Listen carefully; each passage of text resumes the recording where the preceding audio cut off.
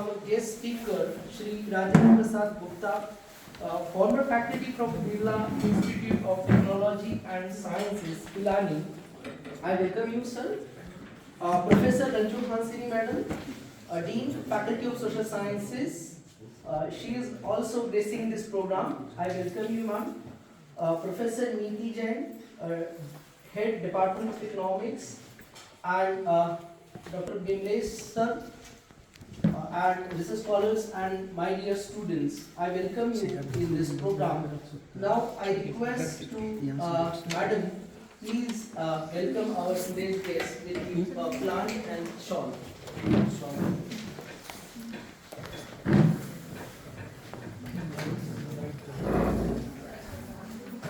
And also request to Bimlesh sir, please join with Madam. Welcoming also Ranju Hasini madam. Please welcome our guest with a plant which is giving the message that we should save the earth by planting. Yeah. And I request that somewhere I given the opportunity to put the plant also, because I will be traveling and may not be able to keep it safe. Thank you, sir. So we can plant it somewhere by today or tomorrow. Yeah, sure.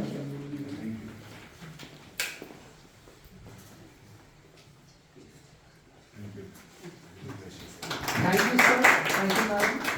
Now I request to Professor Neeti Jain to give introductory remarks about this. And we also have Dr. Vinod Singh, sir, who is a faculty in Department of Economics.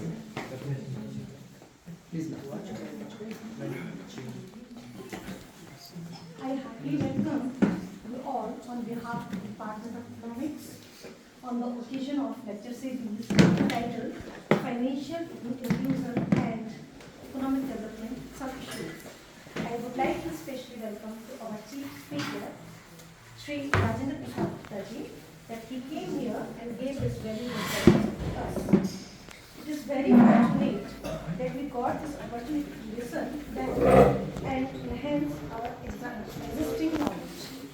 I would like to, from the bottom of my heart, thank Professor Ranju Hasini sir, Dean Faculty of Social Sciences, and series that she accepted our invitation. Thank you. Once again, I heartily welcome you all. प्रिय शोधार्थी, जैसे आप सभी को ज्ञात है कि हमारे बीच में श्री राजेंद्र प्रसाद गुप्ता जी आपके बीच में है, उपस्थित है। निश्चित रूप से आपके साथ में जब इंटरेक्शन होगा तो इससे निश्चित रूप से आपका ज्ञान का वर्धन होगा और आपकी इस पेपर पे जो financial inclusion and economic development के कुछ ऐसे एस्पेक्ट्स और इश्यूज के बारे में बताया जाएगा और इंटरेक्ट मेथड से आपको लेक्चर होगा और वो आपके लिए बेनिफिशियल होगा। Thank you so much. Now I request to Dr. Bimlesh sir, please come and introduce our today's speaker. Thank you, Anand. Good afternoon, all of you. It is immense pleasure for me to introduce our chief guest, Shri Rajendra Prasad Gupta ji. He has worked for 20 years as civil servant officer in various capacity at Mumbai. Served at leadership position in Government of India. In 1999 batch, officer of the Indian Postal Service selected to the Civil Service Examination 1998 by the Union Public Service Commission. 450 selected from 3 lakh applicants.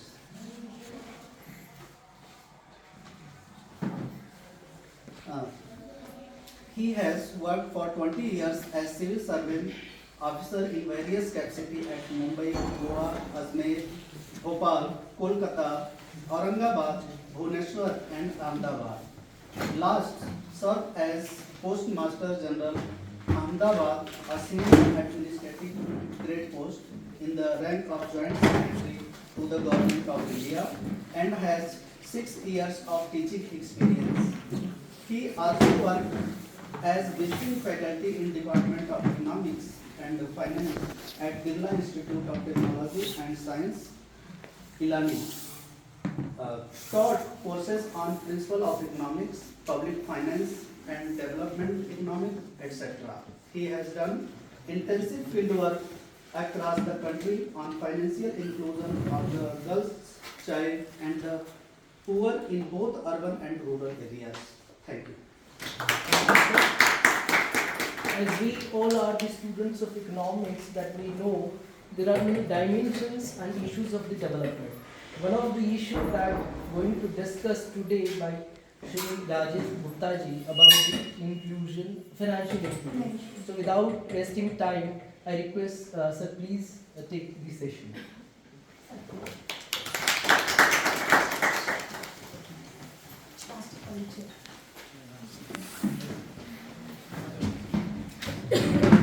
Ma'am Sahu, Vijay, and friends. First of all, let me tell you that I'm very happy with this arrangement because it's very intimate and we can interact probably far better than a probably more formal arrangement. So that I'm very happy.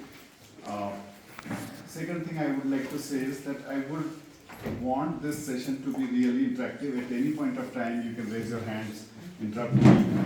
And third thing is, the purpose of this talk is really that through this discussion, maybe some of you may be working on this area or some of you may be working on some area which is quite allied to this area and see if a new thoughts emerge or if some new gaps in the knowledge which may emerge on which some of you can work or maybe through discussions with you I can work on that.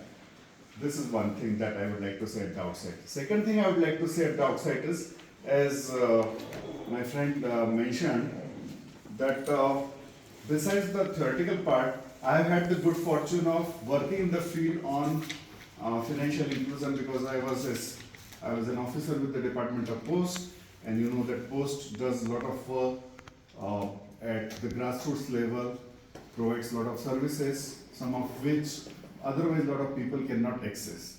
And one more reason, you know, why I chose this topic when Madam asked me to speak to you is that this is a unique university, Indira Gandhi National Tribal University, and one of its mission definitely is to make sure that the tribal and the marginalized sections of the society are uplifted both through access to the education as well as through the kind of work you do here, so that, and definitely our financial inclusion, the whole topic is geared towards the development of those who are left behind, those who are excluded.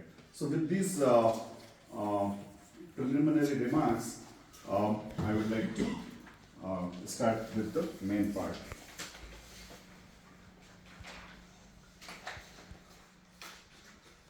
And as I said, that I have tried to keep it quite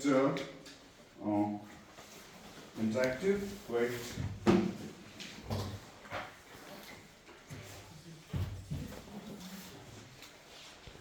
so the financial inclusion.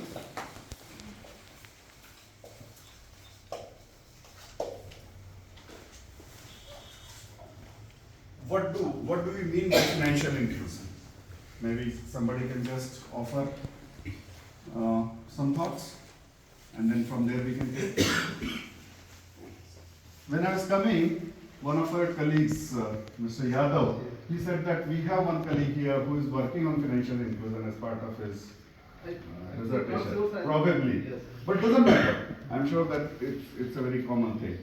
So, in very basic parlance, we think of financial inclusion as access to basic banking, right? But if we, this is the basic way in which we think that, okay, if somebody has a bank account, then that is, he is financially included. And if he doesn't have a bank account, then we think that, okay, he's not included. But is that all? So, access to banking is fine. But what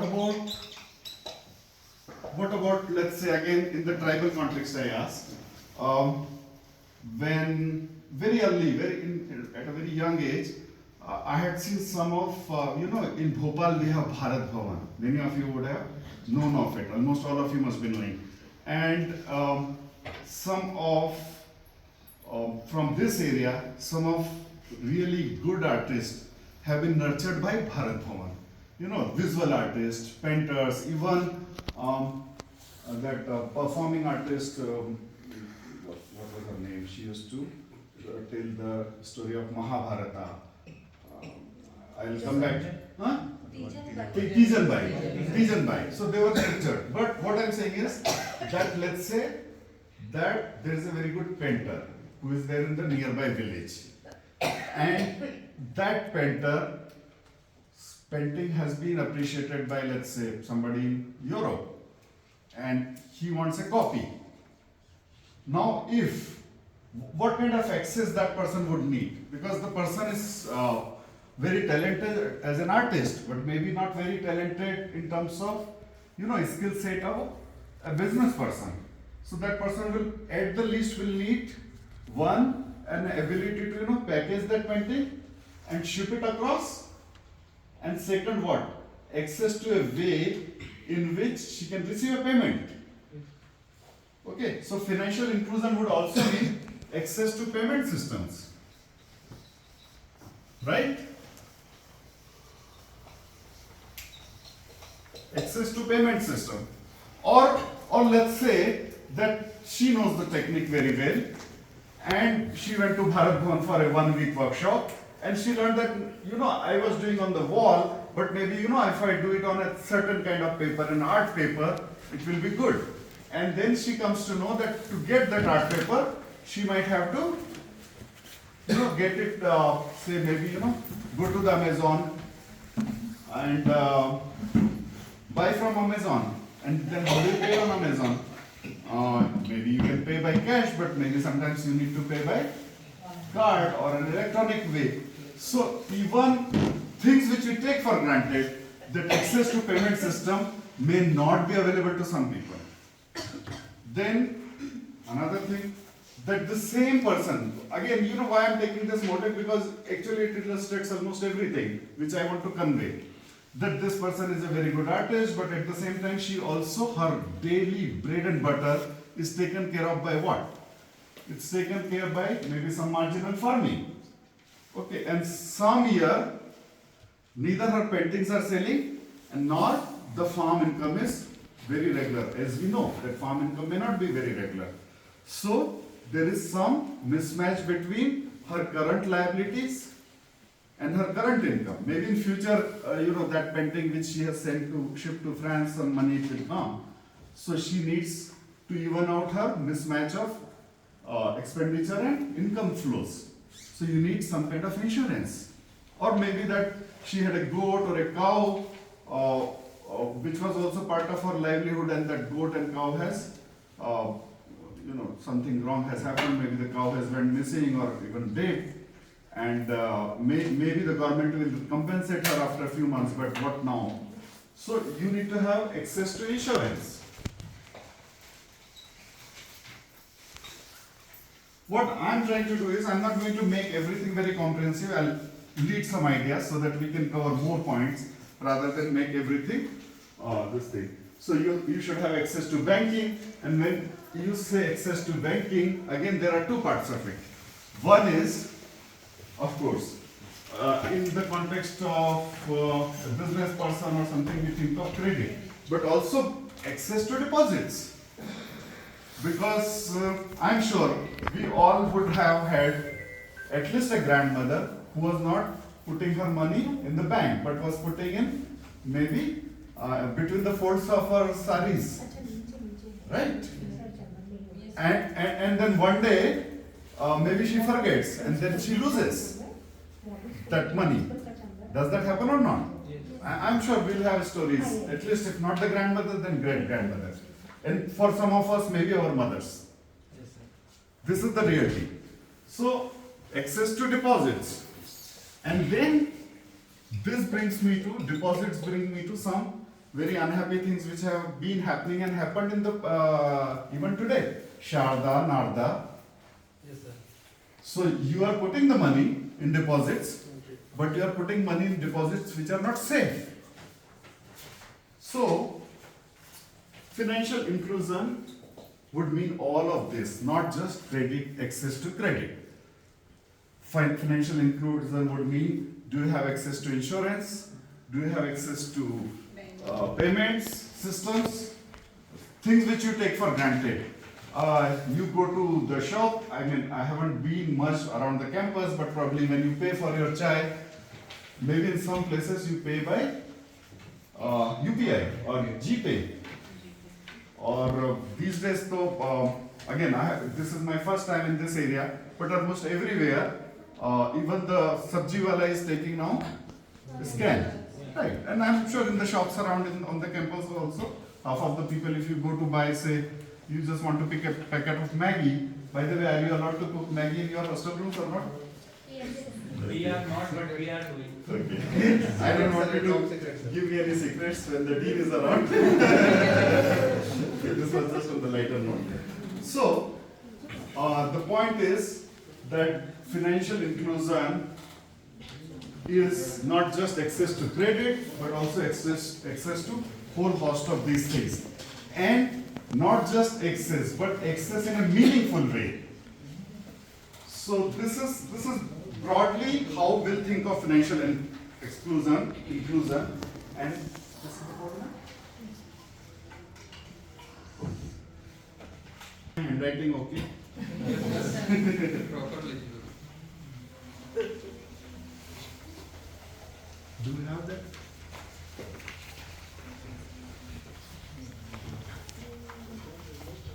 Inclusion is what we are going to look at. I'll tell you what are some of the issues that I'm going to actually want to cover. We'll of course see what happens when there is financial exclusion.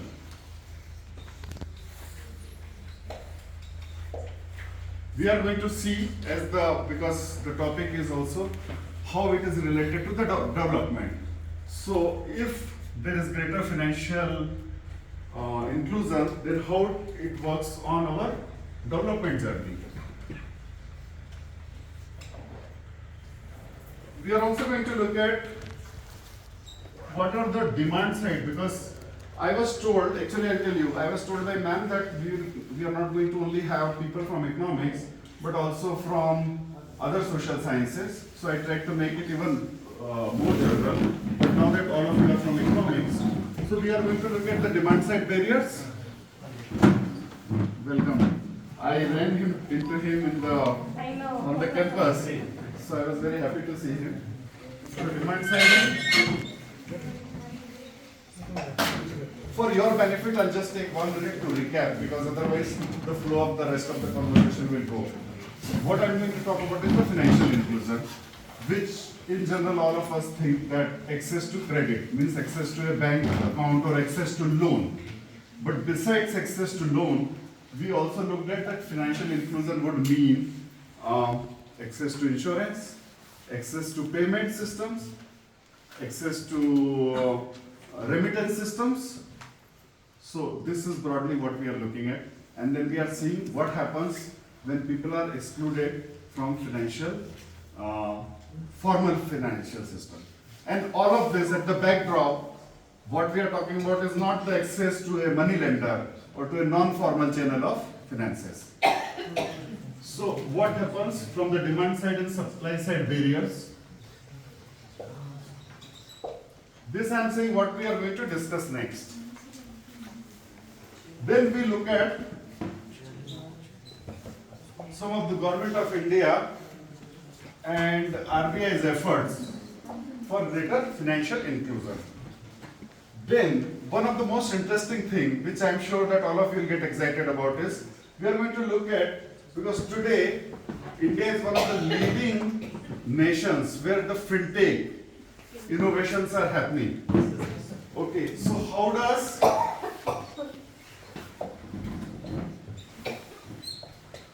the fintech these changes, because now almost all of us, we talked about Google Pay, we talked about UPI, we talked about Apple Pay, and so many other things are there on the ecosystem.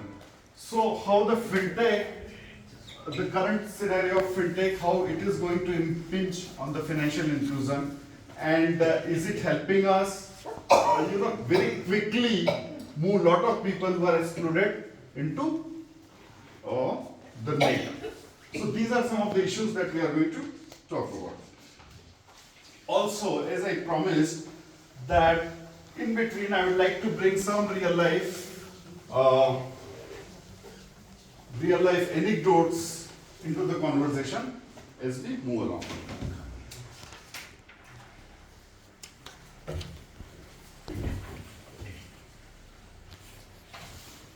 So the second part, consequences of exclusion. What happens when you are excluded? Again, we look at first at a very micro level, at the personal level. If somebody is financially excluded, what happens? His or her costs go up, right? It may go up first of all in terms of you go to a traditional money lender. I don't have much of I haven't checked the current rates, but I know anecdotally that they may go up to as high as 60% or 70% per annum. आपने हिंदी में सुना होगा 2% ब्याज। ना 2% तो मतलब normal है, वो तो मिनिमम है। 2% तो will be for people like me and you. 10% sir per month. हाँ, but 2% will be for people like you and me, means middle class people.